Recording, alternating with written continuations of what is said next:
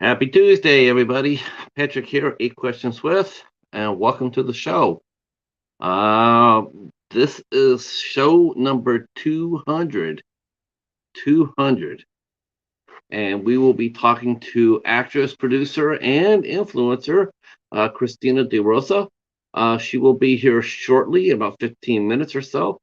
Um, until then, we shall make talk a little bit about Christina because this is a powerhouse right here. Uh, so glad to be able to sit and down and talk to her. She has done a lot of fun things as an actress and a producer. She has starred on both television and in the film and feature films. She's done films such as Inheritance, and she's also done films such as Under the Dark, Drowning in Secrets, and she's also done appearances on TV in shows like Blackish and Jane the Virgin. So she has done a lot, and she's also producer too. She's producing. She's got a new film out. Well, it's been out for a while, but man, man, it's hard to, I was looking at this. It's her movie, Savannah Haunting, and got released in 2021. And one of the questions I want to ask her as a producer, 'cause she just was a producer in that movie, is do they ever have control about when a movie gets released? Um, I know that they sell the rights to the movies to distributors and what have you, but I was wondering if they ever have any control over it because like 2021, people were coming out of the pandemic and whatnot, still still scared, still not going places, still watching everything, watching ends meet and whatnot. Movies had a hard time coming out in 2020, 2021. I just am curious to know if they ever had any. Do they have a choice about moving their movie up to this year, maybe? Um, or did they put 2021 because maybe there's nobody out there doing anything else, and then you can have the clear playing field. Uh, I would just be nervous if I was independent production about releasing a film during during the pandemic, coming out of the pandemic, especially if you didn't get a theatrical release. Because a lot of independent films, while they did get a little bit of theatrical release, not everybody did. So it's going to be interesting talking to her about that as a producer and how Savannah Haunting made it to the public. It's been out since last year, and it's getting some traction now. It's playing on Amazon Prime, so if you want to see Amazon Prime, if you have Amazon Prime, you can check that out. I see some people here. Hi, Cassie. Hello. How are you? And Anthony is still battling a cold, and he's got 608 subs on his YouTube channel. Anthony's going to have 1,000 by time the year is over with. By time 2023 gets here, Anthony will have 1,000. Um, so that'll be good. I see Brooklyn fired Steve Nash already. Anthony, uh, that was a surprise. Let's see. So yeah, so that's who we have as our guest tonight. And Christina also does, she can do drama, she can do horror, she can do comedy. She's done some fun creature features. We're going to be talking to her about her role on a cult film. I first saw it on Sci-Fi Channel Saturday night, like many of us did. She did a film called Piranha Conda, and I love creature features. I love those movies right there. So we're gonna ask her about her experience doing a movie like that. And I bet she gets asked a lot. I bet she gets her fair share of questions about that movie too. Um, because when you do a fun movie like that, people always seem to remember you for that. And that's not necessarily a bad thing, I think. I think it's actually pretty fun. She's got a tremendous amount of credits, but when you talk to horror fans, um, they're going to ask you about your horror projects. So they're going to talk to you about a Savannah Haunting, and then they're going to come talk to you about Piranaconda. Hi, Katie. How are you? Am I ready for Black Panther, Wakanda Forever? I might have been more excited for it if they would have had Prince Namer and they would have had Stingray in there, but I don't think Stingray is in there, so I'm probably not going to be all that excited. I'll wait till a copy comes my way through the library. I did pick up Thor: Love and Thunder today at the library, so that was good news. Good. I'm glad you're doing well. Hey, Gizmo, how are you? It's right now I am too. Actually, Gizmo, I'm just getting the movies. I'm just picking them up. I mean, I got a Blu-ray for a quarter, so I'm not going to turn that down. And when I'm ready, when I feel ready, I'll come back and I'll watch it because I am a comic book fan through and through. So I can't sit there and say I will never watch another superhero movie. Um, I still have high hopes for Armor Wars. I'm curious to see what they do with that. Very curious, actually. And James Gunn going over to DC Comics. That'll be interesting to see what he does. Um, It'll be interesting to see if he. Hopefully, he doesn't mess it up. Wow, our guest is here. Woo, let's go get her. I always love when they come early. So put your hands together and welcome actress, producer, and influencer, Miss Christina DeRosa.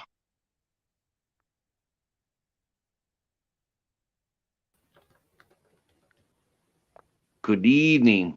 Hello, hello. How are you? Good, good. Can you hear me? Yeah, we hear you perfect.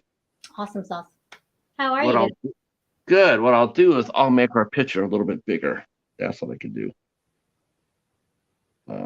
See.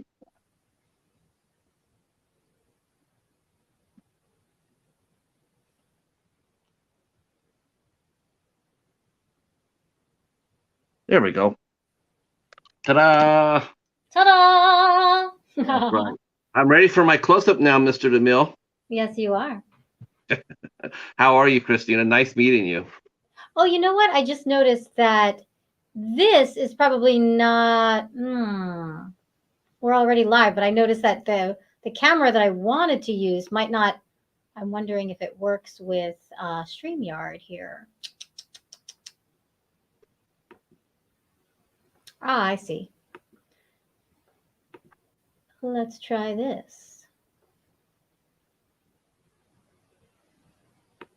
Hollywood magic, boys and girls. Hollywood magic. Ah, that's better, huh? Yay! That's the camera. The better camera is now on. So how was your day today? My day's been great. I had some revelations and some healings and revealings and a workout and what else? Phone calls and productivity and social media and all kinds of good stuff. Yeah, you are very involved in your social media. I found that out, and you have a team with you. I noticed as well. Um, Well, I'm the only one actually. I'm the only one who curates and posts on my TikTok, my Instagram, my Twitter, my Likey. Like I don't hire anyone to outsource that. So I'm the person who's doing the right, work. right. But Cameron and the rest of the PR team. What's their roles? What's a PR's role in a working actor's life? Well, technically, Cameron and Julie and Laura and all the people at Dreamscope Entertainment, they're my managers. So they represent me as an actor. PR stands for public relations. And they're not technically my publicist, but they will absolutely help with securing interviews. And basically, they're a full service management company, and they work their tails off and they care so much and they have such passion. And I was actually yesterday, this tells you how much passion this team has. And I've had lots of managers and agents in my life, but I don't think I've had any managers that care as much as Dreamscope Entertainment. They don't have many clients, they're very like boutique in size. But I was on a Zoom yesterday, Monday, from 1 p.m. until 7:45 p.m. Doing a meeting with them? Yeah, I mean, like that's how much it was kind of like a group Zoom with all the clients, and they tell you what's going on in the industry, and they give you updates and insights, and kind of just a little bit of everything. We're going over everything in terms of the business side of this career, this acting career, and they just want to empower us, which is with as much tools and as many resources as possible, and anything they can share. They show like behind the scenes what they do in the office, and they just they work their tails off and they care so much. And the fact that the Zoom is that long just kind of proves that they're unstoppable. They're the kind of managers that you can call on a Sunday at 7 p.m. and say, hey, what do you think about this? Or what do you think about that? Like, it's not like, oh, lights off, we're closed on the weekends. Like, they're 24/7. Like, they care so much. So I just want to give thanks for that. Now, did you have was it just you for the entire meeting, or did they have their whole roster? That would be a lot of Christina DeRosa, huh? No, it was not just me. It was the entire roster was on that Zoom meeting. That's really cool, though. Yeah, and get this, we're gonna have more. Like that was one. We're gonna have one Monday the 14th. We're gonna have one Monday the 28th. I'm looking behind me at my calendar. Yeah, there's a lot of these Zooms. Well, how long have you worked with, how did you hear about this? How did you hear about Cameron's company, and how did you get involved with it? I'm a really big believer, anyone who's listening who is an actor, I'm a really big believer in the power of referrals. So thank God one of my friends who's been with Dreamscope for many, many, many years was able to refer me to them. And I actually waited really, really, really patiently. The time that I sent the email and expressed interest in Dreamscope Entertainment to represent me, the owner of the company was going through a grieving process as her mother passed away. So it just wasn't the right time for them to take on new clients. And I was waiting very patiently for the right time to be considered for this team because I just felt in every bone in my body that it was the right decision. I think a lot of people think it works the other way around. That they go to you, they recruit you, and sometimes it's the other way. It is the other way around. Sometimes an actor has to be proactive and try to find the best team that they can get, the best company they can work, to work with them. It isn't just, hey, Christina, we saw your work, we want to represent you. I think I almost think it's almost better that you go to them, because it means you've done your homework. It means you've done your due diligence, and this company has a good reputation.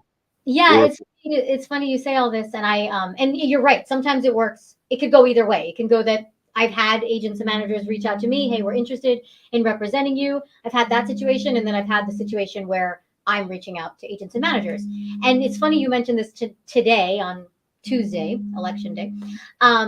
Because yesterday I was in a chat box. I was messaging different people, different actors, like an actor group. And it was funny because one of the actors was saying, oh, I just went to this workshop and I met 8 different agents and I want to submit to all of them. And I chatted in and chimed in and said, well, why? Like, why? And like, she was telling me, like, in the group, Facebook group, it was like, oh, I'm going to write this. And it's like, okay, that's great. You're writing about you, the actor. But what about them, the agent, the agency? Like, have you done any research on why you want that specific agent? Or are you just throwing spaghetti against the wall and just hoping that something's going to stick and you don't care what agency you're interested in? It's funny. I think it's like a young actor mentality. I consider myself like older in the industry and been around a minute. So things I used to do, I don't do anymore. and and I think I used to be someone that would think, oh, I don't care as long as I have good agents and good managers. I don't really care which ones they are. No, you want to make a list, like an Excel spreadsheet of every character trait, of how you want to communicate with them, of what you want them to be like, of everything, the kind of clients they have, how long their client list is, do they have conflicts with you? You want to go through all these checkpoints and say, okay, what do I want in my representation?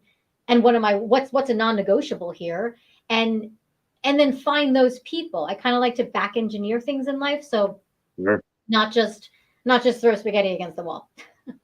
Yeah, I mean, it's just like, a lot of times, they'll interview the actor. Okay, I'd like to meet with you. Let's come in and take a meeting. And there they are. And once again, you feel like you're selling yourself to them. But it does make sense that they sell them, that you make sure they sell themselves to you as well. You're putting a lot of trust in them, a tremendous amount of trust. And we've heard our fair share of nightmare stories about agencies and agents and stuff like that, managers. Maybe they're not on the up and up, maybe they're a lot of talkers and not so much doers. Um so what was it like? I mean, when you first approached them to talk to them, and how do you not retain cynicism? Because, like you said, you've had your fair share of agents and managers and whatnot, and for various reasons, it doesn't necessarily work out. But how do you prepare yourself to go and sit and talk to them? What is Christina looking for in a manager?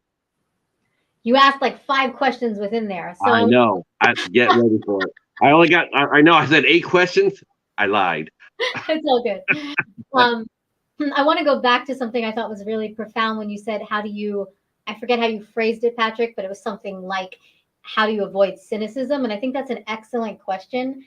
And I would say you go back to your why. Why do you want to be an actor? Why do you want to be a producer? Why do you want to be with this agency? Like constantly going back to your why. And I think that's something that any actor can just benefit from all the time. I mean, especially on a rainy day, it's a good idea for, I shouldn't just say actors, but artists in general, to just kind of give themselves, a half an hour to an hour and just journal on the why. Why do you want to be doing what you're doing? Why, like, the why should overpower everything else, because you don't need to know how when you have a strong why. Like the how will take care of itself when you have the strong why. So that's my answer on the cynicism part of it. I think the second part of the question I heard was something about how to prepare for an agent or manager meeting. Like anything in life, like I'm currently preparing for a casting director meeting next week, and research. Like it comes down to research. I'm sure you did some research on me, went to my TikTok, went to my Instagram, went to my website, went to the IMDb, found out what I'm producing, what I'm acting in, what I've been in. So you prepare. So as an actor who's taking a meeting with a casting director, I'm going to go to the IMDb or their website or both, and I'm going to look at all the projects that they've cast. I'm going to hopefully watch some if I haven't watched the movies or the television shows, find out what nuggets or what pieces I can talk about. Also, social media being a great way to kind of get to know someone before you actually physically or meet them on a Zoom. Or so luckily, this casting director that I'm having a general with next week, I've been following him for, my gosh, probably over a year on social media. And he posts very consistently on social media. So he's a great person to get to know. I feel like I know him. I feel like I know his son. I feel like I know his cat, because I've been watching him on social media. So there's already talking points that I can think about in my head before I even meet him that I'd love to ask about, because I know he's a cat person. I know he's a father. I know different things about him. So research is a great answer to that question. Mm-hmm. Same thing if you're Yeah. meeting with an agent or a manager, do the research and find out who they represent. Take it a step further. For example, when I met with Dreamscope, I had already had a very strong referral. The referral I had was someone that is with the company, has been with the company for so many years, and she's so happy to be with the company. So she was a great person to ask questions prior to me meeting with them. What's her experience like? When I signed with my agents this year, I think I reached out to 5 different actors, male, female, some in New York, some in LA, and I wanted everyone's opinion. How do you like working with agent A, agent B? What are your thoughts? How do they communicate? What are their strengths? What are their weaknesses? So I was doing all that research, gathering all that information. So then when I was able to meet with them, I already had some kind of knowing, some kind of background. But but it's safe to say though that once you discovered that he was a cat person, it was pretty much a done deal. So now I know that you're a cat person. Me, the guy who owns a cheetah. Okay, guilty. uh, yeah, yeah. That's that. I like that. And you're right. You know, it's funny because Cameron contacted me and said, okay, um, he goes, um, is Cameron? I wasn't sure if it was a young man or a young lady, so they didn't say. Is that a I think it was Cameron and Laura that were contacting you. So Cameron okay? is a male, Laura is the Okay. female. So Cameron emailed me, and he sent me he goes because I know this is important, and he sent me a questionnaire. He goes, okay, now what are you gonna be asking Christina? What are you gonna be asking? And I get those once in a while. Once in a while, I'll get those, and I'll sit there and go like, well, do you have a list of preset questions? I'm going like, well, no, I have one question I generally ask for every interview, but the rest of it, we're flying by the seat of our pants because we get the best show that way. We get the best answers like this. Like this is excellent. I love interaction like this because I don't have this. I didn't have this prepared. I just wanted to see. We're just going with it. Absolutely. And to me, it's this is the most raw, open, and honest. And it's also more in depth, I think. And I'm sure that when you did your interview with Dream Scope and Dream Scope, I mean, did you have prepared questions in your head, or did you just talk to them and then just go based on what they told you? Then you took that and you take what they told you, then go with a almost like an improv. It would almost be like an improv situation. Yeah, it's funny. I think interviews can be a lot like an improv dance, and it is a back and forth. Um, I've had a combination. I've had a lot of interviews, specifically when they're about like a movie that I have premiering or something. Uh, Sometimes they'll actually email the publicist or the manager, whoever it may be handling it, in advance, let's say like 10 questions. And then I might just write them out and return them. Other times they'll email me and then we're going to have like a podcast where it's over audio or a Zoom type of thing or something where we're going to see each other. But I do know what they're going to ask me. So it is very much prepared and I'll have an idea, of course, of how it's going to go. Um, yeah, it definitely is a combination. I think it depends on like what the interview is for, what the audience, what the target demographic is, who's going to be watching this. Um, yeah. I could tell already, just in our brief discussion, that you're very fast in your feet. Fast in You're my very, feet or fast in my tongue or both. I mean, it's obviously that you can handle you can handle anything thrown at you. Nothing surprises you, does it? I always like to say that it's funny because I say this and then I feel like I should take it back, but not really. Okay, I'll just say it. I always tell people like nothing can insult me. Like I've heard a lot in my life. I've been around for a while, and I feel like I'm a tough cookie. I'm from New York. I have a little bit of not a little bit. I have a lot of like don't mess with me. I have a strong backbone. I have a street smart, witty energy. So yeah, even if I don't like a question, I can somehow turn it around and I can find the good, I can find the positive, and I can figure out what I want to say about almost anything somebody asks me, even if it's not necessarily what I want to talk about. So yeah, I think that's just experience and yeah, it's something that I feel pretty strongly about. Have you been caught in have you been caught in a situation like that? I mean, have you been in a caught situation where there's been an interview? Because I know radio hosts are notorious for this, and I had to deal with my fair share of radio hosts, and they thought they were being funny, but they would do an interview, and then all of a sudden they start asking some really difficult and to me inappropriate questions. Um, how do you handle that? It goes from being a like almost like a preset questionnaire. All of a sudden, they decide they want to be funny and play to the audience, and they start asking you questions that maybe aren't the best. So, how do you, as a working actor, how do you handle that? I mean, is it without showing too much emotion? Well, I like to honestly get vulnerable and honest and raw in a lot of these interviews because I feel like anybody listening can really benefit when there's a sense of bravery and courage. So I'm not afraid to talk about certain things from my past.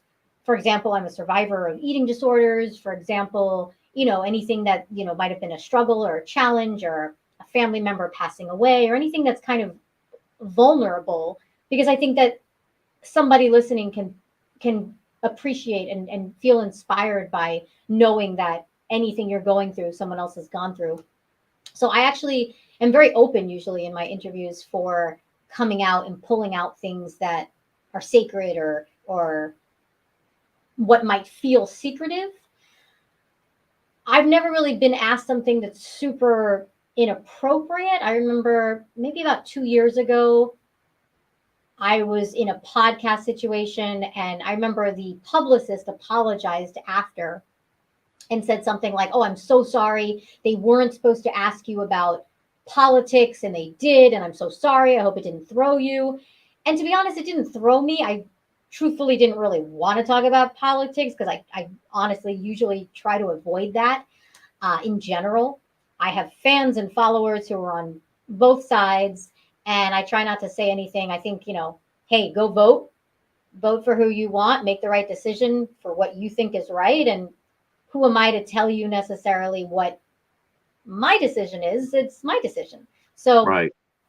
uh, I try to avoid politics, but there are other things that are, controversial that I will talk about. So yeah, I mean, there's really nothing that really throws me so much, but I'm fine with saying I don't want to talk about that, or that's something I'm going to choose to not talk about that, and that doesn't throw me if I say that either. So No.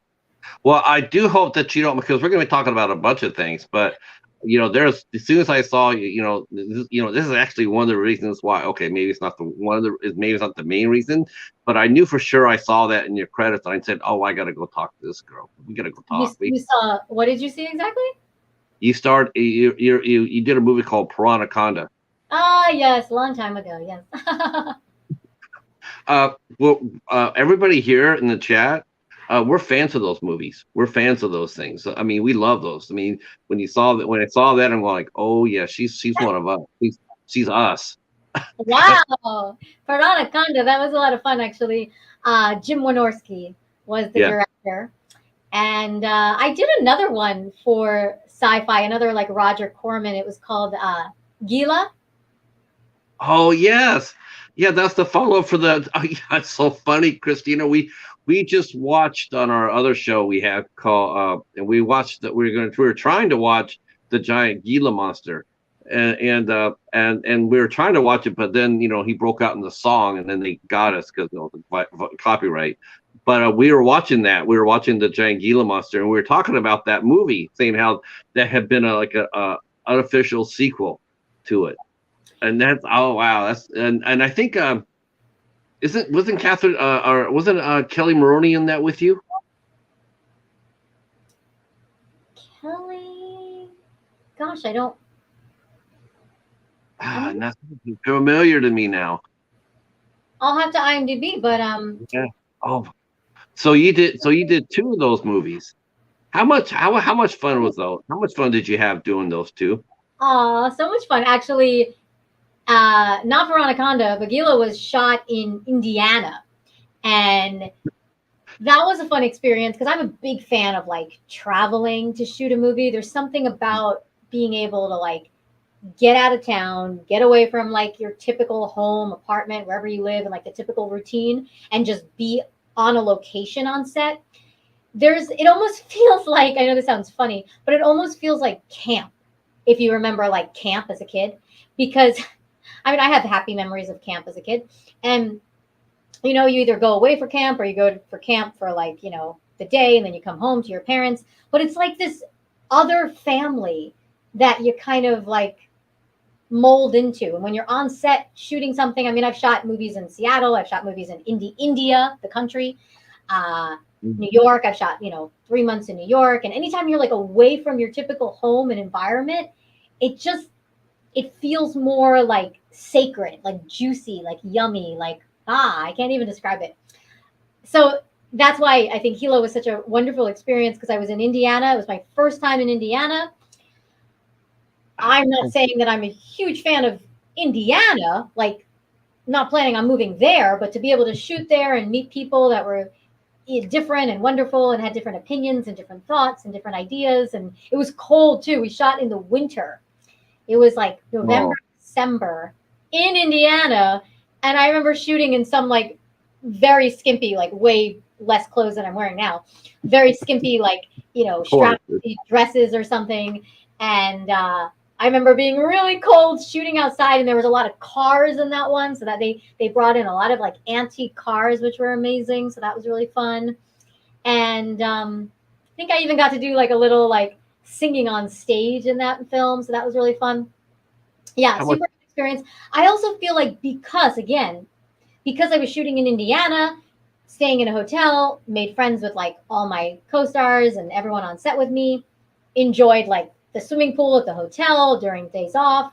I also got closer with Jim Wynorski on that film because he would take us out to dinner like separately, like just me and some other actors that were starring in the movie. And it felt like there was more time to bond because you're away from your family, your husband, your wife, your girlfriend, whoever, your roommate, whatever you have normally in your LA environment. So that was kind of, again, like sacred. We have a question from our friend Hobbs. Uh, Hello. let's see. First, Gizmo had a question. He had a comment first. I got to go up there and get that because he mentioned this, and hey, Slasher Fred, how are you? Hey, Paranormal. I gotta say, Phil, Creepy Vids. Uh, let's see. Let's see. Gizmo says, I wonder how a movie called Piranhaconda can get half the budget as a normal can get a normal Norwegian feature. Our good friend Gizmo, he is a Norwegian film director, so he comes over and hangs out with us here. And we're Uh, really glad. do We're really glad he's do I here. get to see these comments, or only you? If you should be able to hit the. Do you see it on your phone? Do you see on there? This is a comments. Ah, ta-da! I see it now. Ta-da! Cool, cool. Now I feel like I'm connected. Oh, okay. Yeah. See, I want to go back and see what he made a question. He just asked about that. How a movie called Piranhaconda can get half the budget as a normal Norwegian feature. You know why? Because you got to have anacondas in it. That's why. Um, and Jim Warnowski.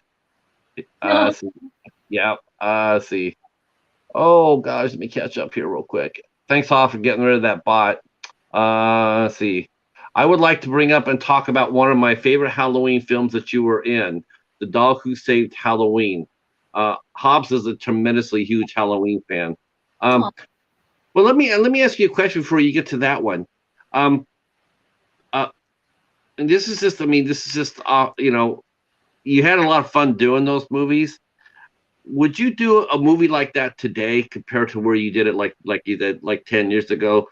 Would you do something like that today just for the fun of it, or is that something that eventually you just as an actor, as they move forward in their career, they tend not to go back to that? They said, okay, I've done it, I've experienced it, now I just want to keep doing other things like dramas or comedies or what have you. Or is there something fun where you can sit there and say, you know what, I'm all right with it, let's go have some, let's go get a creature feature. I think it depends on many aspects. In general, I like to say there's a lot of things I used to do in my past that I don't do anymore.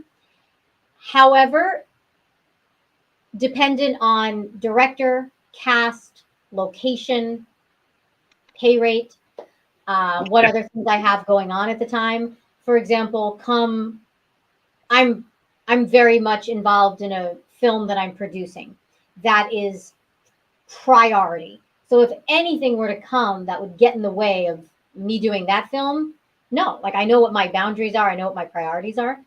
There's many aspects to be considered when you're making those decisions. It's funny because I recently asked my managers, not too long ago. I asked them something like, I see there's a lot of Hallmark movies and a lot of Lifetime movies that are non-union as opposed to union.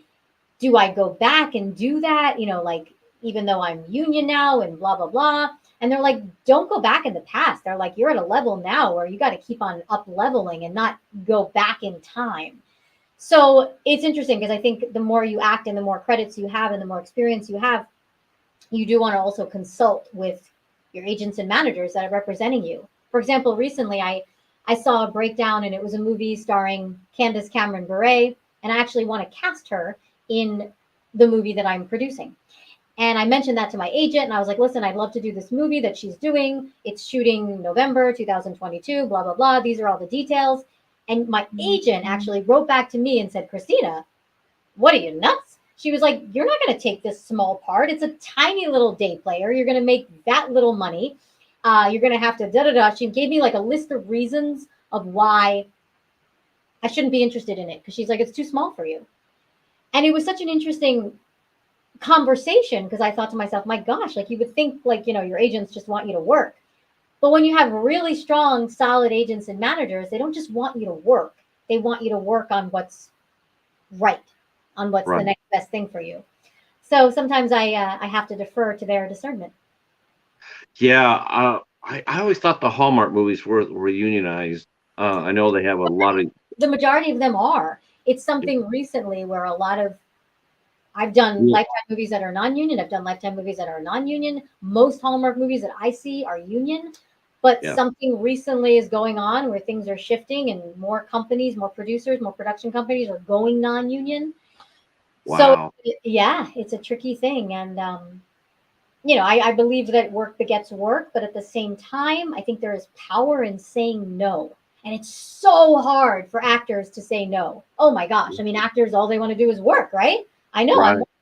But at the same time, it's like there is power in saying there are things I used to do that I don't need to do anymore. No. It's a challenge. It's stepping into it's stepping out of the Yeah, comfort. I guess it's something you don't have to do anymore, unless you. Now you can choose to do it or not. Now you can sit there and say, I choose to do this or I choose not to. Whereas before, when you're coming up, you're right. When you first come into the business, you pretty much try to grab on anything just so you can build up a body of work. But now that you've been in the business for a while and you have over 70 acting credits, so yes, you don't have to do anything you don't want to do. I mean, you've earned your spot, and you worked hard doing it. So, um, Thank you for saying that. But I do also want to say for any actor who's listening to this or watching after, um, you know, it's interesting because I understand the mindset, Patrick, of what you're saying. Like, oh, well, you earned it. Like, you already did all that. But what if I love the what if game. Like, what if, right? Sometimes you go back and you're like, what if I didn't make that decision? What if I didn't do that project? What would have happened then? Right? Like, what if I turned down that thing that I thought I had to do when I was 21 years old? And if I didn't do that, what might have come because I stepped into my power and I said no then, even though I might have thought that I wasn't at a level where I should say no. I think at the end of the day, even if we think we're not worthy or we think we're not good enough or we think we don't have enough acting credits, like we can always say no.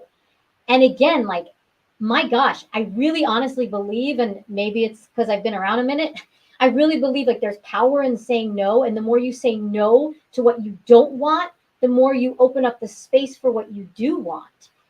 And I honestly think like a lot of times we think we have to say yes because nothing better is going to come along or okay. But like, I mean, this kind of goes along to anything. I'm not just talking to actors right now. I'm talking to people who are married, people who are, in a relationship that maybe they don't want to be in, right? Like there's all these things where we're like, I think that there's something better out there for me. What if there is? yeah, it could be. Wow, that's a heavy thought. I, As far as I go, if you're, I guess, it's like if you incorporate the married life into that, that'd be like yikes. Um, yeah, yeah, because is there, you don't want to start thinking about that too often. Is the grass greener over the hill? I don't know, but what if you decide to risk that, give up what you have now, go across that, go over that hill and discover it's nothing but a desert? and Then, then you're I'm not advising anyone to get divorced or to leave their, spouse or husband or wife or boyfriend or girlfriend if you're happy. But what if right. you're not happy and you're staying in something because you think there's nothing better? Or what if you Mm. take that acting role and you really, every bone in your body and your intuition is telling you not to do it, but you do it because, yeah, I don't know, I think there's nothing better and I think it's all I can get. Like, my overall advice is just follow your heart. Yeah, yeah, listen to your heart. I'm with you on that. Um, so you've done everything. You've done comedies, you've done dramas, feature films, comedy. I mean, a TV series. There's nothing that you haven't done yet. You were got your start doing Annie. I I mean, when I was a little girl singing and yeah. dancing, yeah, on stage, yeah. And then you played Little Munchkin on the Wizard of Oz. I'm like, okay. And you started out early. You started at 8 years old. Now, was this something that you wanted to do at 8 years old? Was it a school play, or was it something you told your mom that you wanted to do? Did what did you feel like? Do you remember the first time you consciously decided that being a performer is something you wanted to do? Actually, it's funny. I'm going to talk about this on a social media Instagram reel I'm going to post on Monday the 14th. I talk about the fact in that reel that when I was a little girl, I actually had a speech impediment, and I could not pronounce my R's. This is funny. So I couldn't pronounce my R's. So my sister, my older, meaner sister at the time, she's very nice now, but at the time she was mean, and she made me stand in the middle of the street and scream the word truck. But because I couldn't pronounce my R's, out would come the curse word that I won't say right now, but you can imagine. So I had this speech impediment, and so my sister would make me do that. So I was kind of shy and awkward and actually afraid to speak out loud in class. So it was my teachers in elementary school that put me in the theater, and it was being in the theater and being in school plays and all that that made me break out of my shyness. So now, goodbye shyness. Isn't that something? Isn't that it always made me. It always was a wonderment to me when you listen to some English singers, right? You listen to them talk, and they sound like they're all from Cockney. They all have a Cockney accent. They all sound like they're just they speak. I don't know how to say it. They have different dialects, right? They're not. It's not really refined. It's more like street. It's more rough. But boy, when they start singing, their voices are just absolutely gorgeous. Um, and I think that happens a lot, don't you think? I mean, when people start early in the theater, I mean, I've heard of this before. I've heard of people saying that they were told to do theater to overcome their impediment. Absolutely, I And, think that it's empowering to put children in the arts and the entertainment industry, especially at a young age, to break out of shyness and think about like how many skills we need as an adult that involve public speaking. You don't have to be like a politician to be a public speaker. I mean, just any type of job nowadays involves some type of communication. So the theater and being involved in any type of arts and entertainment, it's going to get you creative, and it's going to break you out of that like nervous shy shell. and yeah, every time you get on there and you do a production, you get that much more confidence, that more stronger. Yep. Um, so where did you go? And were your parents were they supported that all the way? You told your mom and dad, this is what I want to do. This is where I'm going to go. And did they take you around to different auditions and different plays, or was it just mostly school? My parents love to hear me sing. Like at the end of the day, I think they love to watch me in movies, and they're a big fan of mine, obviously. Um, I always say that my mother was always like the first one standing. She was always the first one standing ovation, and she always had like a rose or a flower in her hand, even if she had to like. It's funny, even if she came to see every single night of me performing, like let's say the play went on for 2 months, and every night she was there. Sometimes she'd bring the same rose that she brought the night before. She'd just like recycle it. But nevertheless, she always had a rose, and she was always the first one standing. So actually last week, Wednesday, I was performing live singing on stage, and I called her after, and I was like, nobody brought me a rose, but I know in your heart you were there, like bringing me a rose and standing. So they were always very supportive, especially of me singing. I think sometimes because they're my parents. And I'd be curious to see if any other actors watching this would agree or disagree with this statement. I think sometimes because they're your parents and they're so close to you, they're family, sometimes it's weird for them to watch you act in something where you're playing like a very different type of character than who you are, or something that feels like, oh gosh, I got so nervous. Like my mom will say, like, I got so nervous watching you do that thing and jump over that bridge or do this or do that, because at the end of the day, you're their baby, right? So Right. Right. sometimes they have a hard time separating, like, watching you on camera do something that they don't really want to see you do. Do you know what scene most actors have told me that they get really uncomfortable with their parents watching? You know Yeah, you know what scene it really makes them uncomfortable? tell me. It's not the love scenes. It's the death scenes. Ah, Parents yes, get, yes, parents yes, get yes. really upset with that. They get really upset when they see their kid die on screen. I mean, the romance, even if it's a brief nudity, they might be able they can't handle that. But boy, you tell them to go, okay, Jason's gonna kill me today. Oh no, we're not having none of that. They don't like that. Yeah, Um, no, it's interesting you mentioned that. And I have died in different movies and did something really funny and almost like what, a TV show called A Thousand Ways to Die. They killed me like oh, a profound way. Like it's literally a visual that makes you go, what? oh, that show was crazy. It's funny. Like it's actually funny. But yeah, I remember there was a time where my parents kept saying, "Can you just do more commercials?" And I was like, "Huh?" Because there's something so light and easy and fun, and usually in a commercial I'm either playing, the daughter or the mom or the aunt, or maybe I'm directly talking to camera and talking about this product, and it's just very much like my own personality, like a host shining through. So I remember there was one commercial I did, and they were like, "Oh, I just want to see that commercial all the time." And it's like, you don't want to watch me in this fabulous movie where I, do this thing. And it's like, no, they just wanted to see me in the commercial. Curious if See, any other actor can relate to that. Like, is there anything that their parents? You mentioned the killing thing, but yeah, curious if any that's the actors that one. are there. It's weird because you would think that it would be the opposite. You would think it would be the most obvious, like, like, like, yeah, I'm going to be doing a nude scene here, or the romance. You think that, no, they'd be like, yeah, okay, tell me when that's over with. But no, they have no problem with that. They'll sit there, okay. But man, it's the other way around. It's like, okay, I'm going to get killed today. Yeah, I don't want to watch that. But but, um, when you perform on stage, or when you perform on in front of a camera, do you see your mom or your parents, even though they're not there? But do you see them standing there when you Aw, perform? that's such a sweet question. Patrick, I love you more now. Told That's you, told you. I don't have any said. I mean, we're just going. We're just talking. that's a very sweet question.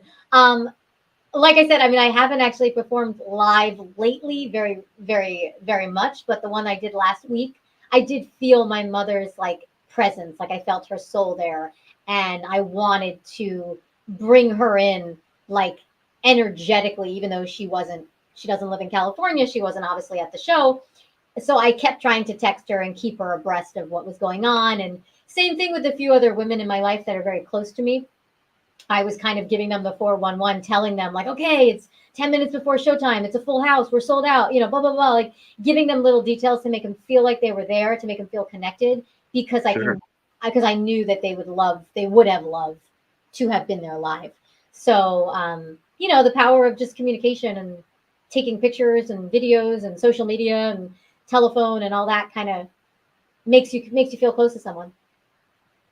Gizmo mentioned, he says he likes to control his choices about unions. He says we did a Chinese movie.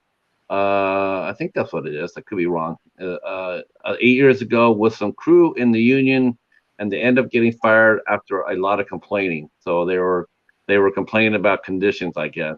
But Mm, anybody who's worked on a Chinese or Hong Kong film knows that it's all about speed. wow. Yeah, they're crazy, crazy filming. Um, Like what? Safety though. How exactly? Like a feature film, how many days would it take to shoot that roughly? Gosh, wow. How many days did you take your film? How many days was your film, Gizmo? I'm sure it also depends on the budget, right? Right, right. I mean, they get the max out of their budgets. I mean, watching Hong Kong. Have you watched a lot of Hong Kong movies? Me, I have not actually, no, so I don't know. That's a genre you have to get into. They do some crazy things. It's I will amazing. say though, I'm curious if they shoot faster than like a female thriller for Lifetime, because I've been on some female thrillers that are, 8 or mm, 9 days. yeah, I mean, like maybe 12, 15-day shoots, and you're shooting the entire movie, no matter what. Uh, so there are some, especially when I'm talking like low budget LA. So the entire film is maybe $400,000. That's the entire budget of the film. So you're not going to have any A-list star. You might have some B-list, but it's a very tight budget. Yeah, they'll shoot that in like less than 15 days. How do actors see themselves? Do you? I mean, if someone walked up to you and say, classify yourself, do you classify yourself always as an A? No, no, no, no, no. I'm very honest with, no, an A-list is a Tom Cruise, a Meryl Streep. So no, I mean, truthfully, I don't usually. I used it, I know just now, but I don't usually even say A-list, B-list, C-list, D-list. I don't usually do that. Uh, but I think when we say A-list, it is understood that it's the Meryl Streeps, the Julia Roberts, the Robert De Niro's. Those are the A-list. So I look at that as more as it's not because it's A list, B list, or C list. I look at it sort of like the O list, like opportunity, like they've gotten opportunity some others haven't. It wow. doesn't mean that your skill set is any less than theirs. So you're all actors, and you're very good actors. So it's not about, well, I'm a C lister because I'm a C level talent. No, that's not right. You're A list talent. You just haven't had the opportunity to show it yet. Well, I love the way you reframe that. So thank you for that's brilliant. I love that. Yeah, I don't really know. There's a lot of fun for me as a film lover, as watcher, as everybody here in the chat and can agree with this.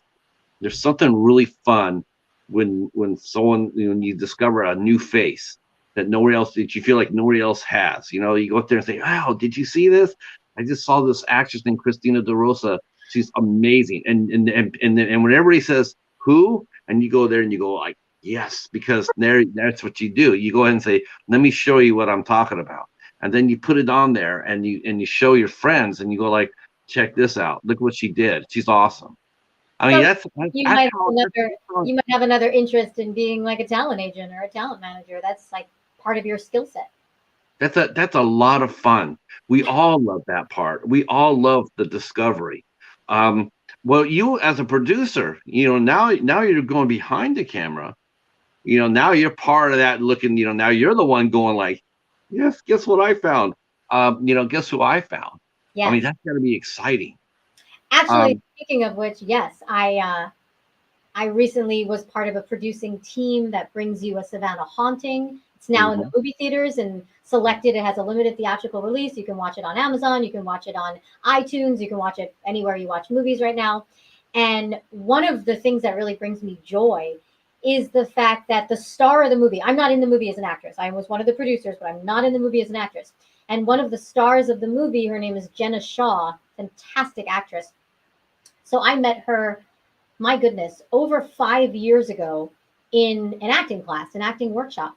And when I went to this acting workshop, I was so impressed by every single actor, male, female, every single actor in this workshop that I literally had the thought, "Oh my goodness, I need to cast some of these actors in a movie that I am working on, that I'm producing, because these actors are phenomenal."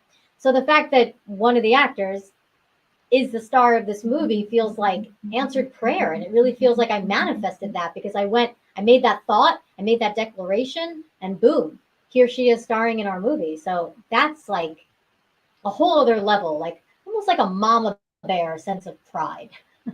Yeah.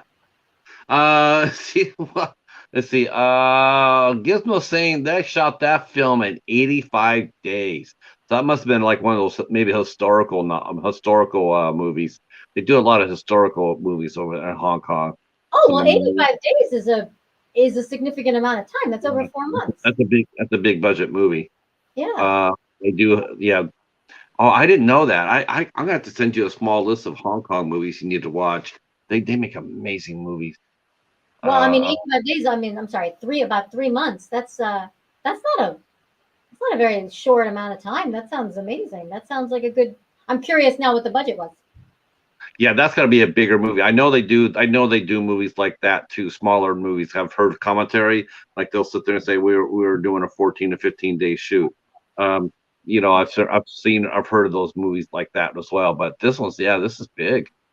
That's nice. What this you have to tell us the title of the movie, Gizmo. No. Hobbs is mentioning. He says he honestly feels like if he had to do a love scene, he couldn't be serious. I would end up laughing so hard. Yeah. Okay, Why? so you said you've Why? done dying. Go ahead. Why would he say he would laugh? Is it because he's in a relationship, he's married, or he just? What's the reason you would He's in laugh? a yeah he would be in a he's in a relationship. So yeah. But now you've done both. I mean, you've done both romance scenes and you've done you said you've done scenes where you died. Now, what part do you know which is easier for you as a working actress? What's easier for you to do, the romance scene or the getting killed scene?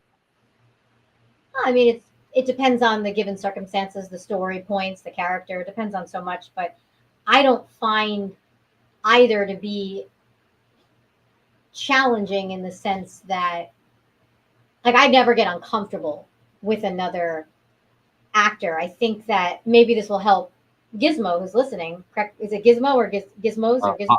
Hobbs. Hobbs? I'm sorry. Maybe this will help Hobbs.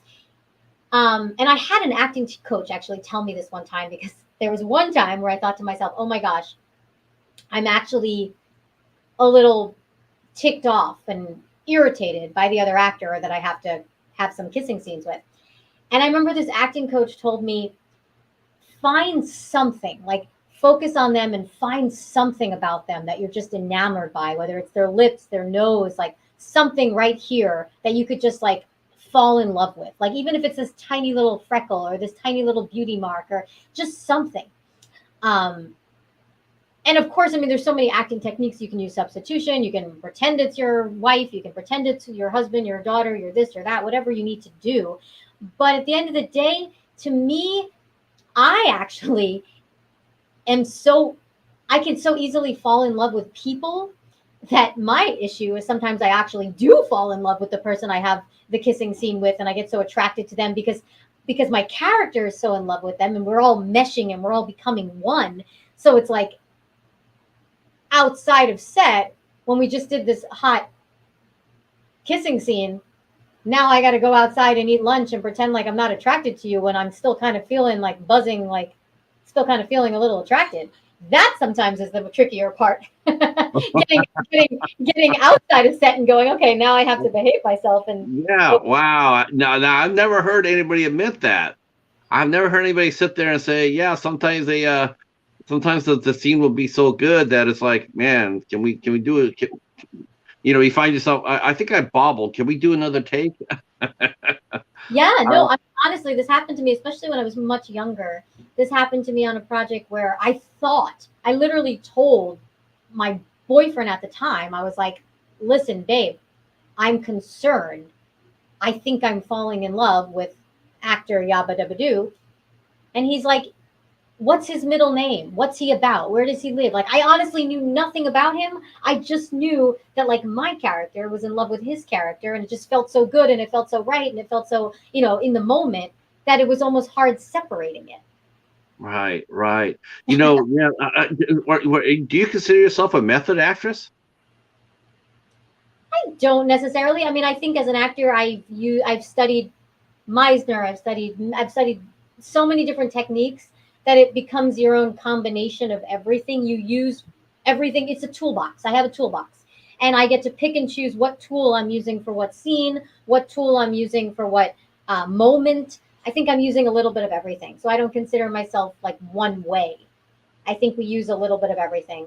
Um, Have I done some Meisner? Have I done some method? Sure, I've done it all. I've studied it all. But it's figuring out what's going to work for that moment, for that story, for that script, for that movie, for that TV show, for that, whatever it is you're working on. Your boyfriend was pretty fast on his feet there, wasn't he?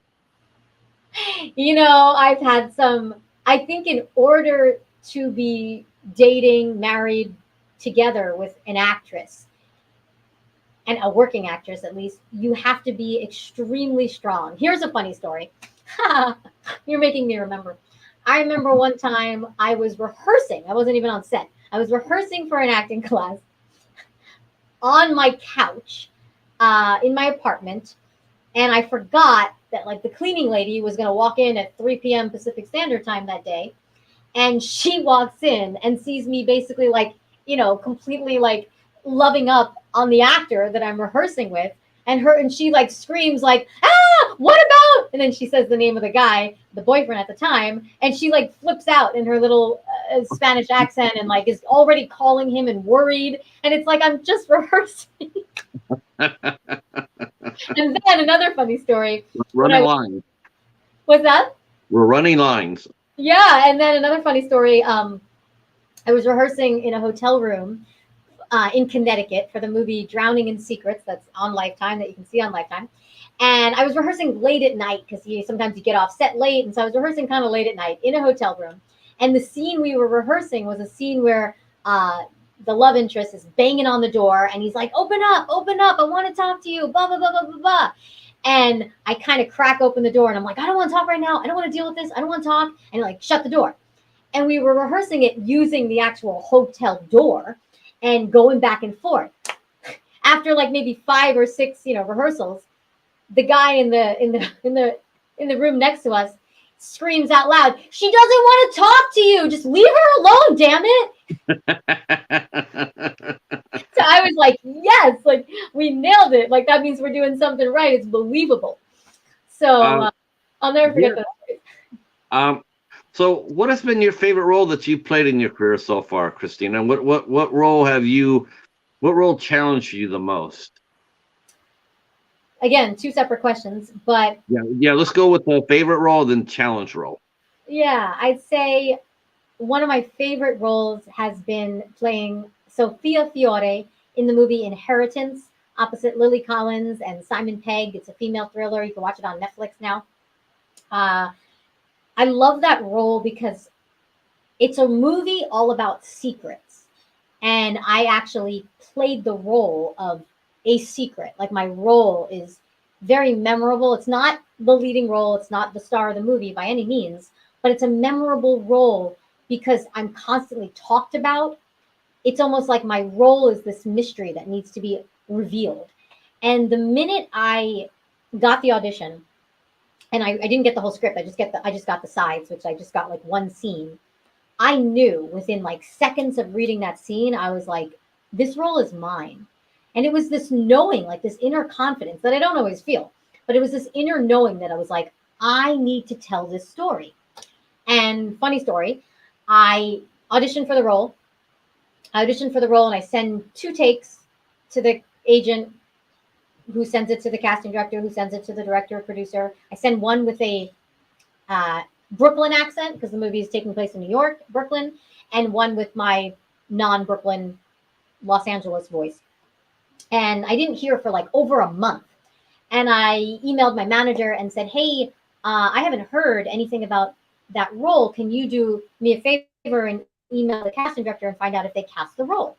Well, they emailed the casting director, just like I said, and they found out within seconds, it's between Christina and one other girl. We'll let you know tomorrow whether she's got the role or not. Thank God I booked the role. And then cut to, I'm on set. I didn't have a callback or a producer session or anything. It was just that one tape with the 2 scenes, one in the New York accent, one in the Los Angeles accent. So I get to set and meet the director, shake his hand and say, hey, do you want me to do the New York accent or the LA accent? And he was like, literally had to think about it. And he was like, let me hear it again. And I, do it again. And he's like, okay, do the New York accent. I do the New York accent for the whole movie. And then cut to about 7 months later, after the film is shot in the can, I get a phone call from the producer saying, hey, you live in LA, right? I was like, yeah. He's like, so we need you to come back. We tested the movie in front of a testing audience, and you were the only one really doing the New York accent. And because it kind of stuck out, we need you to go into ADR and do the entire movie again with the LA accent. So, in a way, even though it's almost like I got to do the movie twice, it's almost like I got to do the role more than once because not just on set, but I got to go back in the studio. And I don't know if you know, if everyone watching knows what ADR is, but it's like you have to watch your performance and match your lips. So even though I was talking with my like New York accent and I had that going on, I had to do that same thing without that New York accent, trying to match those New York lips. And it was challenging, but it was one of the most rewarding experiences. And again, like that role just it just spoke to me so much. So ADR is hard. I love ADR because I feel like as an actor, you're getting insights and you're getting to see a little bit of what the movie looks like. And you're really like mimicking and copying yourself. So if you can copy someone else, if you can pretend to be Meryl Streep or you could pretend to be De Niro and do their voices, how could you not? How could you like fail at pretending to be yourself? Like that Well, should be you gotta match. You gotta match. You know, you gotta make sure you match up your lips perfectly. Otherwise, you look like an actor in a Japanese Godzilla, Godzilla movie. You know, they're saying one thing, and then their mouths aren't moving. Then they say, then they, it's early days before ADR, when they just dub voices in. They would dub you. It wouldn't match up. Let me see if I can catch up here in the chat. I'm trying to pay attention to that. Let's see. Let's see. Uh, it was a $50 million budget with biggest young stars in China, enormous production with 5 directors. Wow, sounds like an anthology. Wow. You have to give us the name of that movie, Gizmo. Let's see, you have to give us that name of that movie. I want to see it now. He was the prop master and vehicle master on the shoot for Norway and LA. It was crazy, but still just fun. Man, that's a lot of responsibility. Yeah, yeah, that's yep. Let's see. He says it flopped hard. Oh, that's not good. I would have to go in there and see what that is. He put the name in Chinese, but I have to go in there and see what that is because I mean, they have to dub the English cut over here. See, I just guess my personality doesn't allow me to be serious, but I definitely could get it under control. I feel like every Michael Douglas sex scene I watch, I laugh out loud. I don't know why. I don't wow. know why either. I don't know that. Sorry, but the sex scene with Glenn Close and Michael Douglas and Fatal Attraction is the funniest thing I've seen in Hollywood. Just being honest. Oh no, there's been worse. I can tell you easily the worst love scene Hollywood ever did was with Sharon Stone and Sylvester Stallone in The Specialist. Oh, that's just awful. Oh, that's painful. That is so painful to watch. Um, you just feel bad for him. See. Gizmo saying Christina has a really good camera face. Yes, she does. I think she would be perfect for my weird script about a woman falling apart in a mythical '70s thriller. Well, you're a director, Gizmo. You know what to do. Get that script, and send it to her manager. Gee, that's right. Make things happen. Um, so I mean, what do you like to do better? Because you like I said, you've done comedy. You've done comedy like you worked with on Blackish, which starred Anthony Anderson, who I absolutely adore. Me, Anthony Anderson, he's amazing. I always said he should run for president. He has a very politician like energy. He's very good in crowds with people. I'm a member of the Television Academy, which means I'm an active member of the Academy of Television Arts and Sciences, which means I vote on the Emmys. And I'm actually part of the Performers Group Executive Committee. So I've gone to a lot of events for Blackish, events for other TV shows, basically events where the television show or the network is trying to get members of the Television Academy to vote for their show. So I've been especially years ago when especially when Blackish was nominated many times, and And Anthony was nominated for an Emmy many, many, many times. I've been to so many events with him and watched him work the room and watched him shake hands with everyone, take pictures with everyone. That is something that I feel like a lot of fans don't always appreciate or don't always acknowledge. Like actors that go out of their way, actors like Anthony Anderson, actors like that who really go out of their way to take pictures with every single fan, to sign autographs if needed, to shake hands, to have conversations. That's like doing the work that some actors don't think you need to do. But then if you look at the actors who have won Oscars and Emmys and the actors who haven't won Oscars and Emmys, sometimes you'll notice that that does play a part. It's politics. Yes, I agree. I agree. Now, what's it like being an active? How did you get to be a voting member of the TV Academy? You know, it's thanks to a friend of mine because for a long time I just assumed, like I'm sure many actors assume, that you can't be a member of the Television Academy unless you won an Emmy or were nominated for an Emmy. Not the case. You have to have a certain amount of television credits in a certain amount of time. So the requirements may be something like, and it's different. Like it's different for actors than it is for producers, and it is for directors, and it is for writers. So there's different peer groups. My peer group, which is the performers peer group, you have to have at least 8 principal television credits within 4 years. So within a 4 year period, consecutive 4 year period, you're having at least 8 television credits, whether it's on different television shows like guest stars, 8 different guest stars uh, on TV television shows, or it could be like a series regular that's multiple episodes. So it's about your Is that a rolling 4 years? So I mean, is that just keep going, right? Any time means they could take a look at that 4 years. Make yes, sure. they Okay. can take it away at any time, which is interesting. They can take it away at any time. And at the time when I applied, over over 4 years ago now, when I applied, you had to have recommendation letters. You had to do multiple different things. They've kind of changed a little bit of the requirements now, but there's still basically 8 television credits within the 4 year period, consecutive 4 years.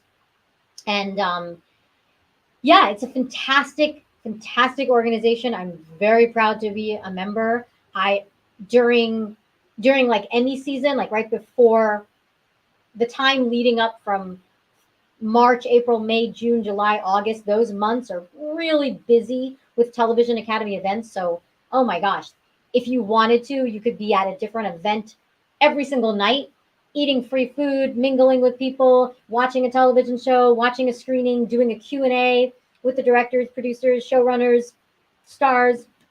You can learn a lot. It's a lot of fun.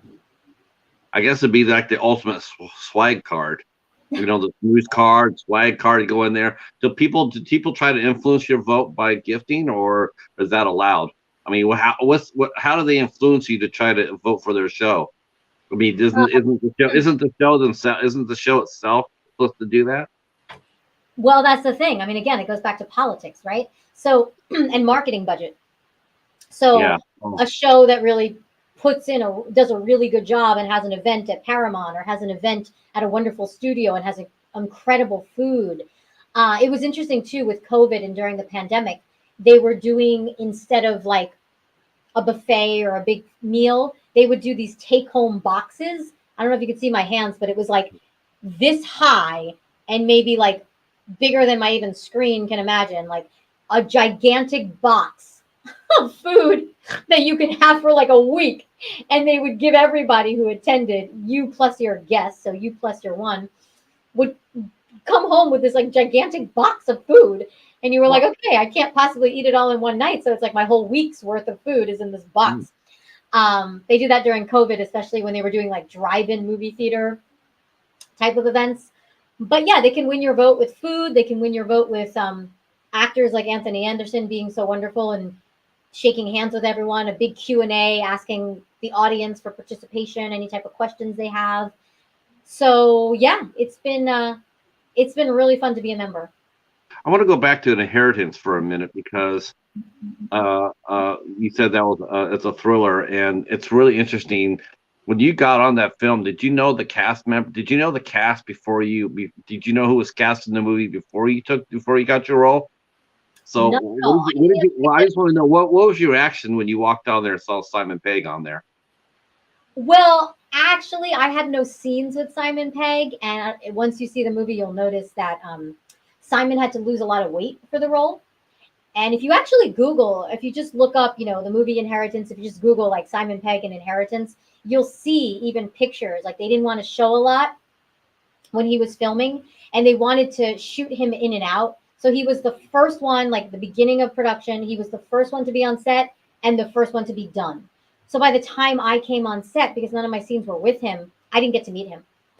Uh, Uh, and they were very protective over the fact that he had to lose weight and the fact that he didn't want to take a lot of pictures on set. He wanted to be very like maintain the secrecy and the surprise of why he had to lose his weight, why he had to look the way he looked. I think there was like one picture, maybe in a Variety or a Deadline or some type of article that showed a little bit of behind the scenes of him, but there's not much with him.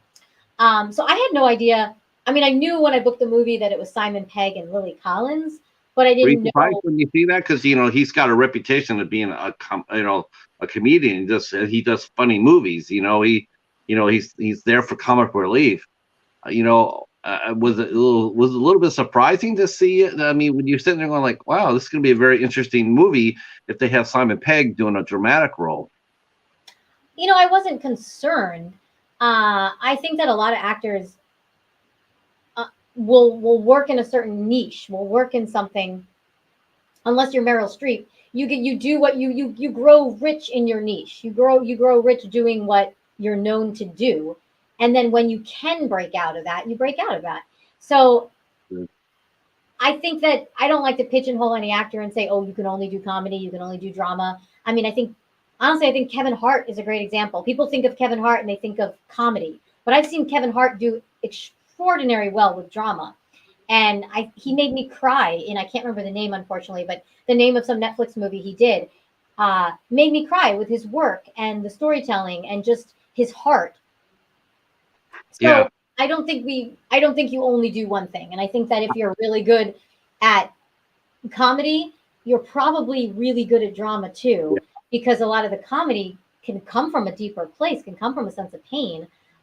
Jennifer Anderson, another great example. Like you think of Jennifer Anderson, you probably think of Friends, but oh my gosh, I mean, now some she's working on that morning show. She's working on so many other things, and what a phenomenal dramatic actress she is. I've seen her in so many dramas, movies right after, right in the beginning of her getting more into dramas, and it was like, oh my gosh, like, wow. she's So a fine dramatic. She's a fine dramatic actress. yeah, I, and I, she's a I, phenomenal comedic actress. So I think that I don't think you have to be limited to say you can only do one. how do you see yourself? Do you see yourself more as a dramatic actress or more as a comedian? It's funny because prior to me doing Inheritance, and then the last movie I did, Drowning in Secrets, prior to that, I would have answered and said, oh, absolutely comedy. And again, I think the more you grow, the more you work, the more you act, the more you're like, I want to do it all. I really do want to. I really do want to do both. Ultimately, right now, what I would love is to book more dramedy, which is kind of like that fine line. It's that Mark Cherry, Devious Maids type of roles. They're definitely not sitcom, over the top, laugh out loud, Big Bang Theory funny, but Right. they are that dark comedy. And I think that's really where there's actually more work right now in the dark comedy. I think they're actually making less of the multicam Yeah. huge sitcoms. So Comedy seems like mainstream comedy. The broad comedy. Other unless you're doing unless you're the guy doing the Big Bang Theory or I think broad comedy as we know it seems to be of course this it could run in cycles, but it seems like for the last 4 or 5 years it's been suppressed. It's not very popular and it's not getting a chance to be popular. well, Um, I think honestly, it's a lot about the streaming services. I mean, you have platforms like Netflix, Hulu, Amazon that are doing TV shows like The Marvelous Mrs. Maisel, Hacks. HBO Max is doing Hacks, and so many amazing TV shows that I mean, it's fascinating to me. Like The Marvelous Mrs. Maisel is in the comedy category when we vote on it for the Emmys, but yet there's so much darkness. I mean, I've cried during episodes. Sure. If you've never seen it, oh my gosh, I mean, it's so beautifully done, and it's hard to even put it in a category. Same thing with Hacks. I mean, again, Hacks falls under that comedy section when you have to vote on either comedy or drama. But to me, it's like that. It's that in between. It's not Big Bang Theory comedy. It's not Two Broke Girls comedy. It's not a multicam comedy. It's that darker comedy, that in between. Yeah, I mean, life is dark. Guess Yeah. what I was mentioning here? Barry does has a question. Christina, how do you view the industry today as opposed to old Hollywood or just the industry itself? So yeah, let's put it this way: how do you look at the industry today versus when the industry to when you first started? Woo wee! Constantly changing. I talk about this all the time. It's constantly changing. I think technology is constantly changing. Social media is constantly changing. Social media is actually changing the game for the industry as well. And sometimes it's hard for people to understand that. But for example, I have a commercial agent, which means I audition for commercials. I was just in a Samsung Android commercial, which won't come out till next year, 2023. However, nowadays, I can make my own commercials. For example, this month alone, the month of November, if you go to my Instagram, you go to my TikTok, you go to my Twitter account, you'll see I'm posting 4 commercials for boron. Boron is the number one homeopathic medicine. And I'm posting 4 separate commercials. And that's outside of my commercial agency. I didn't get that because of my commercial agency. I got that because of a brand deal with Boron directly. I'm emailing directly the head of the social media department at boron.com. So that changes the game for commercials. There are less commercials too on television because, hey, do you watch commercials when you go to Netflix? No. Right? Do you watch commercials when you go to Hulu or HBO Max? No. It So will be now. I mean, constantly things are changing, things are shifting. There's so many platforms. Um, there's so much content out there. It's like it's hard to even put to words how many changes there are in the industry. Even as a producer, someone who's pitching, for example, like I have a writer that I represent, and I'm pitching her writing, I'm pitching her scripts, I'm pitching her material to different networks. Well, 6 months ago, they tell me they want something. Well, now that 6 months has gone by, that's completely changed because they're going with the trends and they're going with what their networks are wanting and what is hot in Europe and what's hot in America.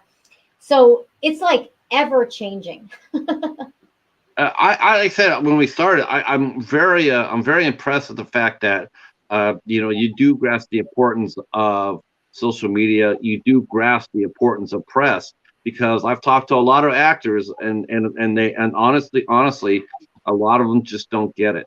They don't understand it. They don't they think that they go in there and shoot a movie, and then once the movie's over with, they move on to the next one. They don't understand how important it is to do press. And the thing about it is though, it's like, when you got little shows like this coming out there and you're going out there and you're like, why am I going to be sitting there in front of 20 people or 30 people? Why am I going to do that? Well, because nobody else is offering it, because the press is so much out there that people just get totally swamped. It's and a lot of people just don't do press. They think, well, I don't have to do that, but you And, do. and I You will do have to say, do that. any actor who's watching this who thinks that social media isn't important, I've seen, because I see both sides of the business from an actor point of view and from a producer point of view, as well as from a manager point of view, because I have access to breakdowns. I own a company that represents actors and writers, so I see that. And I'll see breakdowns saying, in order to submit this actor for this role, they have to have this many followers. Now, that's not the case on the majority of roles, but especially if it's a commercial or especially if it's like a TV show that wants a following. Yeah, I mean, think of it like it's a built in audience. So if I'm a producer who's producing a movie, and I can hire an actor named Rachel or an actor named Sarah, and Rachel has 5 million TikTok followers and 2 million Instagram followers, and Sarah only has 2,000 Instagram followers and 3,000 TikTok followers. Who's going to help my numbers when it comes to sell this movie? Who's going to bring in a larger audience? If in my contract that I write as a producer with Rachel, if I tell Rachel contractually that she has to post about this movie and she has to hashtag the name of the movie and she has to this, and that, isn't that helping my movie? Isn't that literally helping the entire production and the numbers and generating more money for the movie because I'm leveraging her social media following? Sure. And you save money for your budget, and because because a lot of people say, well, advertising is expensive. Not as expensive as you think. Not as expensive as you think. If you got if you got Sarah out there with her 7 million followers, you can just have her do it for you.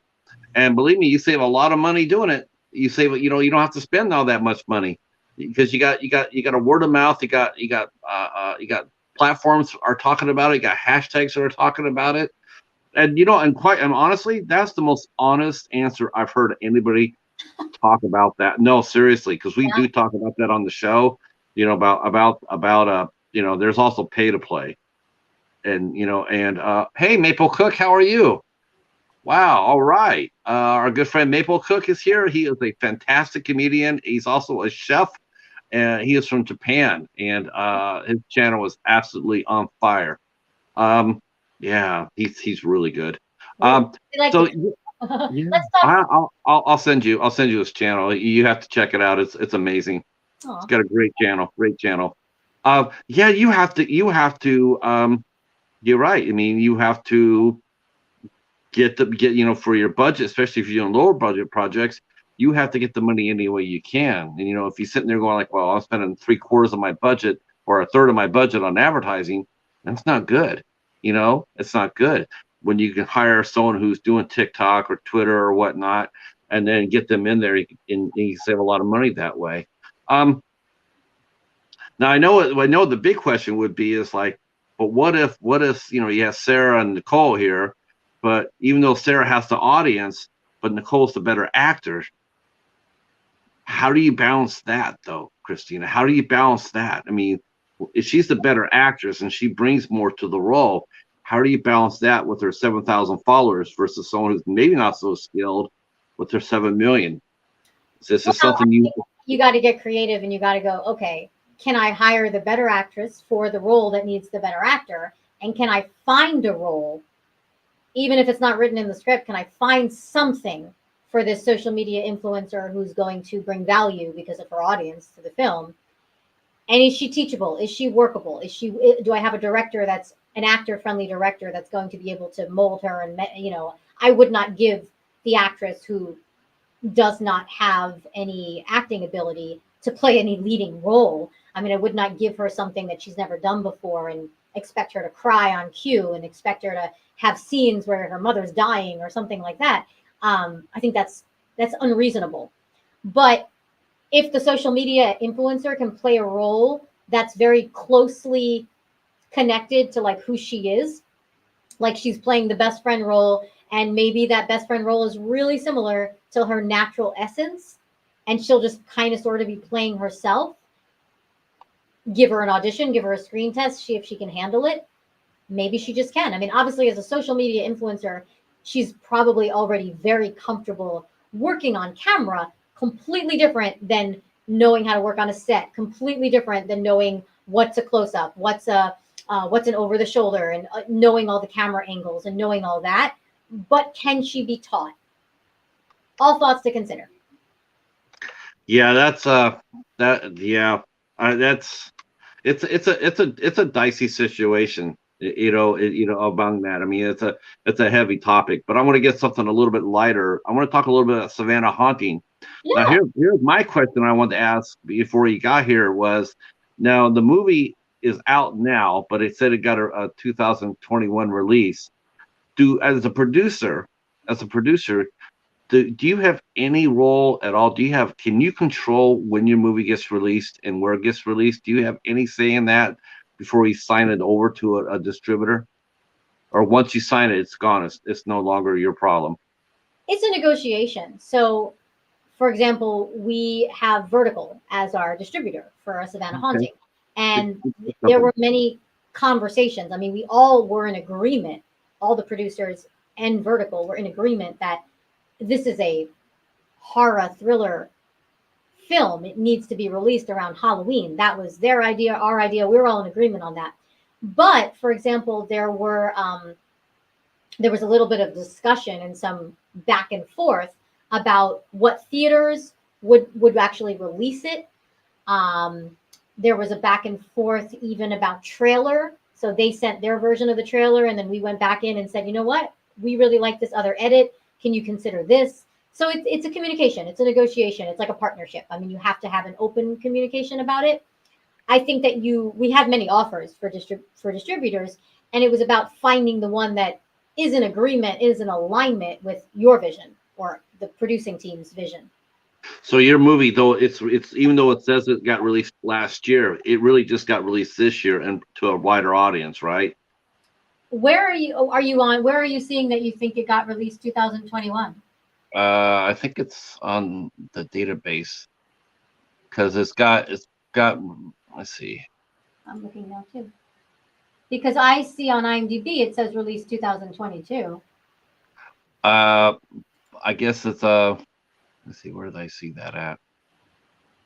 Oops, let me go back. Oh, you know what? I think you're seeing the year it was made versus it's Oh, okay. it says release date October 28th, 2022 on IMDb. Um, but the film is listed as 2021, meaning like it was made. Um, Okay. Okay. Because and I was gonna. truthfully, I was, go ahead. sometimes IMDb is sometimes wrong on stuff, Yeah. but truthfully, the movie was made actually during the pandemic. It was made. It was one of the first movies. It's funny. It was originally supposed to be shot March 2020. That didn't happen. We all know why. So Right.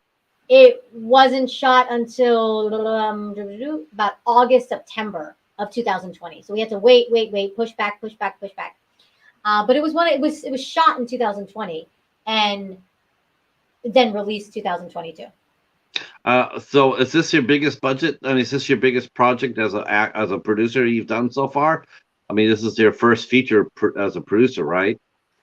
Not my first feature as a producer. I also worked on a Lifetime movie as an executive producer, and I worked on another feature film that had like a theatrical release as a co-producer, and I worked on a web series called Doxed that I'm very proud of with an amazing team, a very topical project with Mary Lou Belli, who's two-time Emmy winning director producer. She was working with us on that one. Amazing cast on that one too. But yeah, this is one of the big ones, so I'm super proud of it. See, back to the chat real quick because they're flying here. I'm doing such a bad job with this today. See, Maple Cook has mentioned he's back in Canada. Yay! That's awesome. See, our friend Kevin, Haunted by Horror, fantastic reviewer, by the way. Needs to send him a copy of your movie.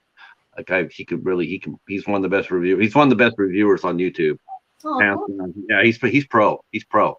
I mean, I go out there and I'm hacking slashing. I mean, it's a big difference between watching a typical YouTuber try to mangle a film review. Then you got professionals like Kevin who can get up there and just like smooth. I'm admirer of that. I mean, you've done that before, right? You sit there and watch a peer at work and sit there going like, how do they make it look so easy?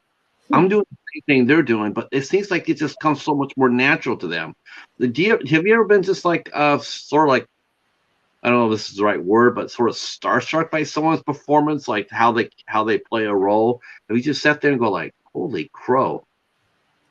Oh, all the time. I think that's one of the like the pieces of chocolate. Like that's one of the sweet spots of being an actor is like marveling over someone else's work, whether it's an actor in a movie or a television show, or whether it's an actor in an acting class of yours. Or, I mean, I mentioned earlier that it brought me so much joy to be able to cast or be part of the decision making team to cast Jenna Shaw in the movie of Savannah Haunting, and it's because I've seen her work so many times and went, oh my gosh, this woman is so talented. This woman is so good. So marveling over someone else's acting work is like, it's butter. It's delicious. That's exactly how I am, because I go to Kevin's YouTube page, and I'll sit there. I remember the first time I went there, I watched a review he did for Candyman, and I'm just sitting there going like, man, it's like you almost feel like you just want to quit, because you're sitting there going like, this is how it's supposed to be done. This is where I want to be.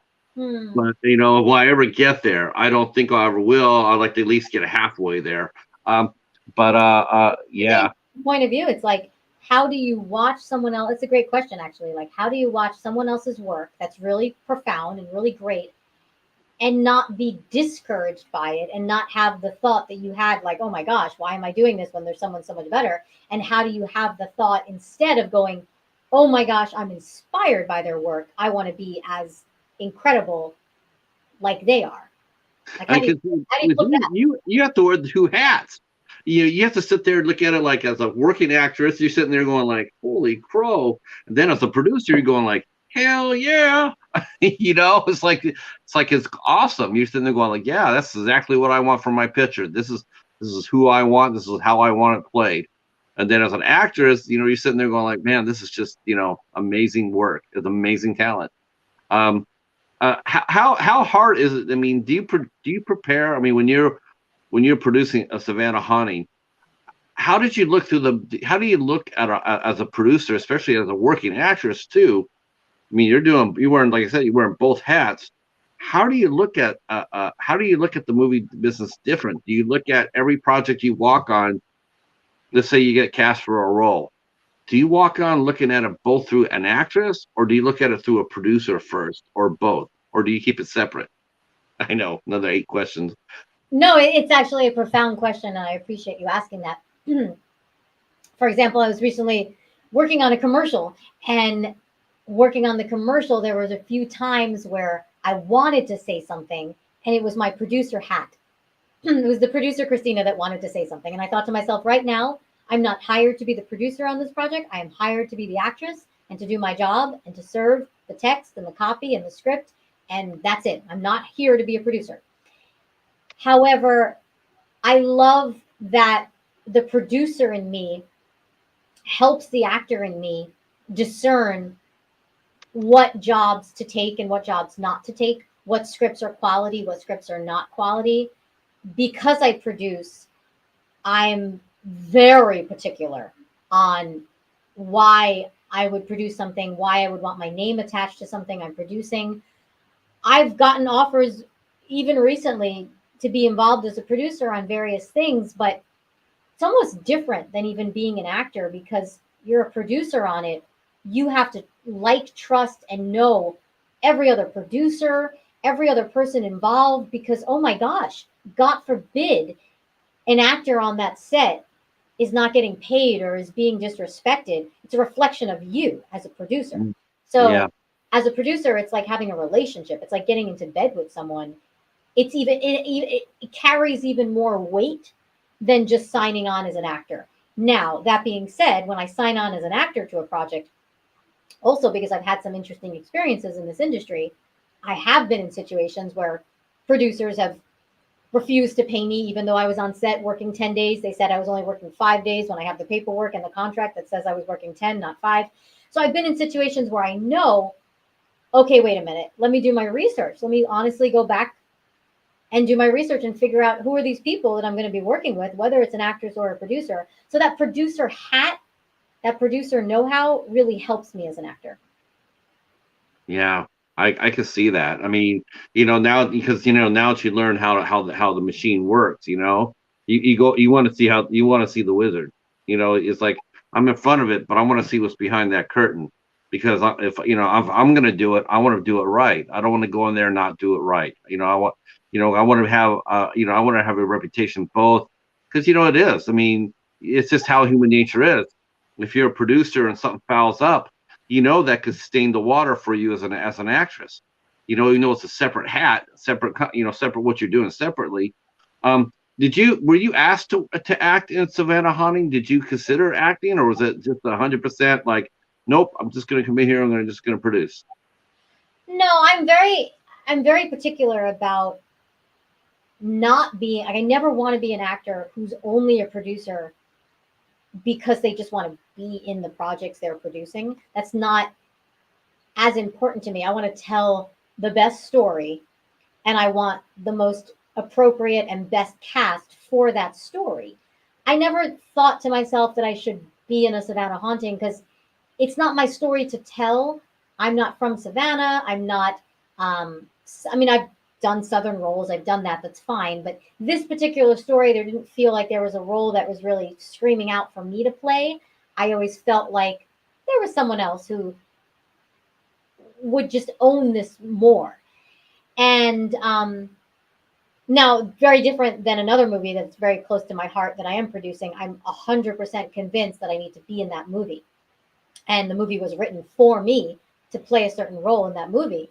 So the role was written for me. So that to me is so important because I really don't feel there's anyone else who could really tell that story because it was written for me. It has my laugh, it has my nuance, it has my energy just written in the script. So somebody else playing that role would feel like they're putting on Christina when it's written for me. So it has to be a fit. It's all about the storytelling. Hmm.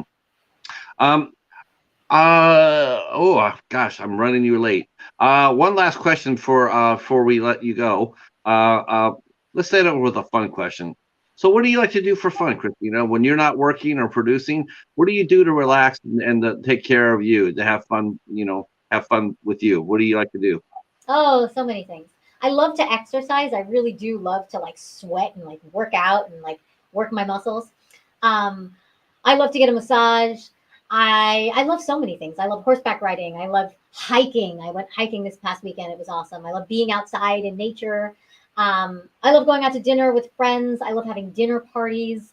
I love being in church. I love community. I love like holding hands with people and singing songs. And even if it's just like some of my happiest times were rehearsing for my upcoming show and like inviting over a pianist and a drummer and like playing music and uh, anything fun, anything creative, anything involves like community. But I also love my alone time. I love my mornings to like sit and read a little. And I love like quiet time to like zone out and or zone in and meditate and visualize. So I really like a combination of like me time by myself, doing like the journaling, the writing, the visualizing, and then I really love like the social time. So I'm kind of like a little bit of both. I was funny before the pandemic. I thought I was a total extrovert, and then the pandemic came, and I was like, oh my gosh, I also love being an introvert, and I really Yeah. love being alone too. And I found that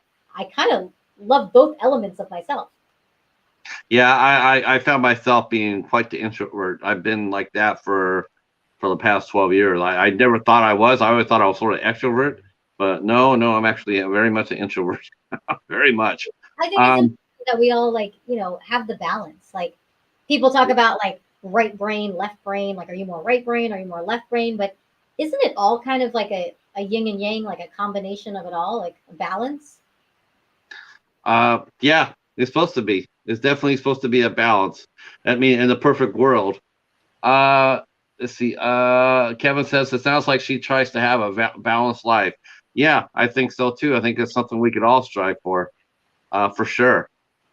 Listen, I'd like to thank you for coming out and hanging out with us. I definitely want to have you come back Oh, if thank you you. if you would. I mean, if that's if that's something next year we can probably get together and see what your schedule looks like and have you come back and catch us up with what you're doing Yeah, because you're constantly busy. That's for sure. I mean, by time we see you next time, I'm sure you've probably done about 10 or 15 other things. Um, I definitely am glad that we got together, and I want to say thank you to Cameron for no, making this happen. yeah. Hats off to Cameron, and yeah, thank you so much, and I want to thank the chat too. I'm sorry I wasn't paying that much. I'm trying to. I was trying to keep us uh, connected here. Um, but thank you guys for coming out and I showing will say, support. anyone who, just to chime in, Patrick, anyone who's on the chat who didn't feel like they got a question answered, I do my absolute best. Not so much on DMs, because sometimes on DMs I don't see them all. But if you leave me a question on any one of my Instagram like feed posts, I will reply back to you. I will do my absolute best. Yeah. You know, send me a question on there, like comment on a current feed post, even if it's unrelated to what I just posted. If it's a question about acting, or if it's something you want me to talk about, or a video you want me to make, I will absolutely do my best to comment as soon as possible and take it into consideration. And yeah, absolutely. Like I try to be very active on Instagram. Yes, I can tell you from experience that she's not lying. She's very, you know, she's very proactive, which I do appreciate, very much so. Yeah, because it was funny. It was funny because I don't know who I talked to first. It wasn't Laura. It wasn't Cameron. I talked to somebody else first, and I said I'd like to do an interview, and they said okay, we'll do that. And then I didn't hear back for a month, and it was just like. And then Laura came on there and says, "I just saw this. I'm really sorry." And I'm thinking, and she goes, "Well, can we do the show this Friday?" I'm going like, "Well, yeah, that would have been like a month ago. You know, that would have been great, but unfortunately." You know, my show flies too. You know, it doesn't stop. You know, it got to book it. I do this show 3 times a week. So I said, but let's make this happen. We got to get her in here. You know, and says, oh, we will. And so I'm really grateful. I'm very thankful, and thank you for the opportunity for letting us talk to you tonight. Anytime. Thank you, Patrick. I'm here for you. Anything I could do to support you, let me know. And we're buddies now. Good. I appreciate that. All right. Stay right where you're at. I'm going to say goodbye to the chat. And tomorrow night, our guest will be stunt coordinator Alan Woodman will be here with us at 8 o'clock, and he's got stories to tell. On Thursday, we have Constance Steele will be here. She is a singer, recording artist, and a published poet, and she'll be here on Thursday at 8 o'clock.